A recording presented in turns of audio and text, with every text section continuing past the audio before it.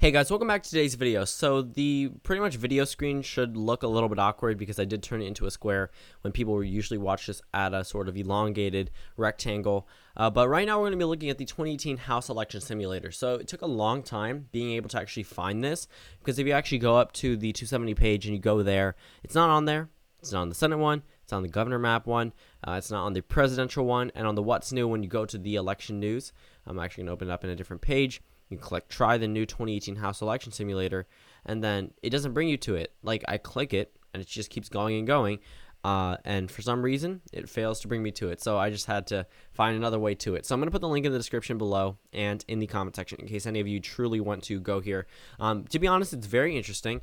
I did a simulation last night where the Democrats took control, I believe 222 to 213 if I'm not mistaken, and then it went into 280 for the Democrats in the next simulation. I was like, okay, let's just make a video about it. So there's not much to see here. There are no national implications. It really just shows the terms of percentages and possibilities for Democrats or Republicans either taking control or retaining the House respectively, and it's pretty interesting. The 270 to win map showed a 2016 election simulator in which it gave states like Alaska to Clinton most of the time, gave Trump barely any of the states that he won back in 2016, so it could have been just odds, but seeing states like Alaska, sometimes South Dakota even going blue was very interesting to me, even when Clinton had less than a 1% chance of winning there, according to almost all other political pundits. For this one, I think it could be a little bit more accurate. If we look down at the bottom of the screen, in the control, it shows the Democrats winning 77% of the time. In the most recent 5,000 simulations, that really hasn't changed since yesterday. The average is showing the Democrats at 233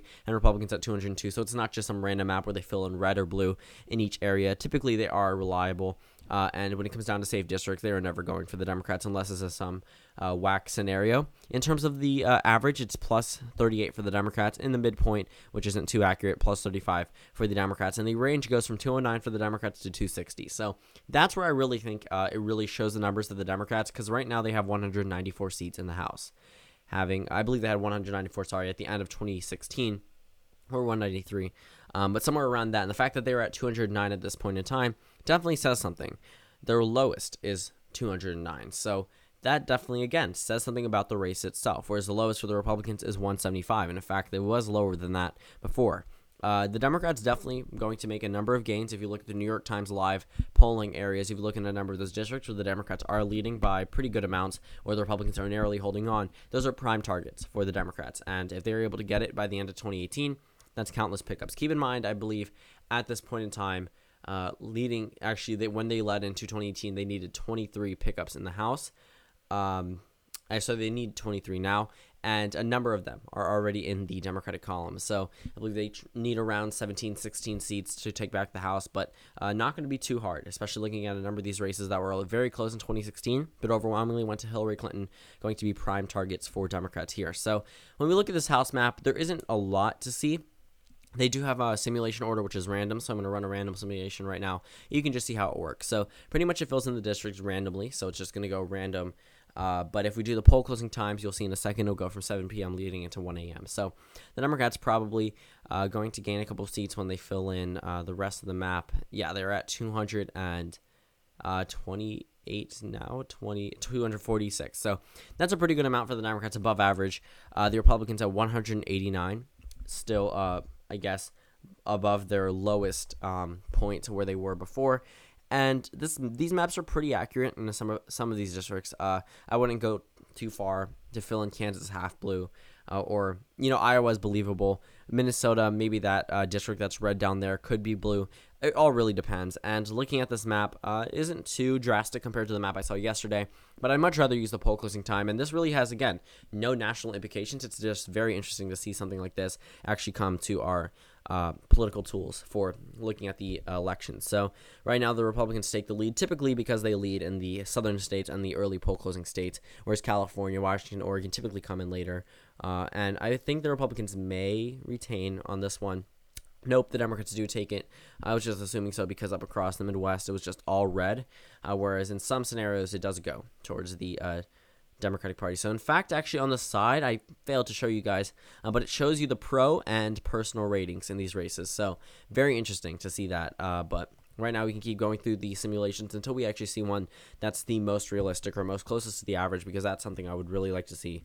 Because it looks really weird seeing a number of these districts go to the Democrats or the Republicans when they aren't expected to.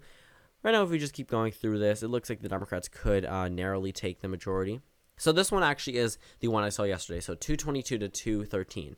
It was not the exact map. There were some changes in a couple of these districts, but still a pretty believable map. And when you look at a number of these areas, looking across the Rust Belt, it seems like solidly Republican area. Yeah, you can argue that, but when it comes down to it, the Democrats are taking back the House, whether it's from California or New York or New Jersey.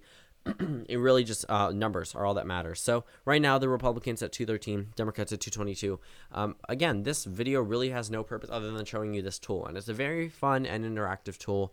You really can go to each individual race and see how they vote in terms of a simulation, which you have no control over, and it really shows the possibilities of pickups for Democrats and Republicans in a number of these districts. So it's always very interesting to see those results. So I think the Democrats may take this back. Yeah, they did, because they won almost all of Iowa. Very interesting to see those results. I think New York is a little bit more red than before. New Hampshire a little bit more red than before. Nevada a little bit more red than before. Maine more blue than before. I'm assuming California was more blue than before. But overall, looking at these numbers, again, no national implications. It's just very interesting to see these results. So that pretty much wraps up this video. If you want to go check out the tool, it'll be in the description below. Pretty accurate in some of these, whereas the others are not. And we're going to finish this off with just a random simulation, just see how the balance of power lies after this. I've yet to see a Republican win in terms of the House after seeing these predictions, so it'll be a first if it happens here, which I'm not counting on, considering looking at the map with a couple of districts out that could possibly go towards the Democratic Party. And I was correct, but still numbers, 222 to 213, but just not the same composition. Like Montana is blue, all of New Mexico is blue, whereas if you look in some areas across the Rust Belt and parts of California, it's a little bit more red than before. So thank you guys for watching this video. Comment down suggestions below, and I will see you all tomorrow.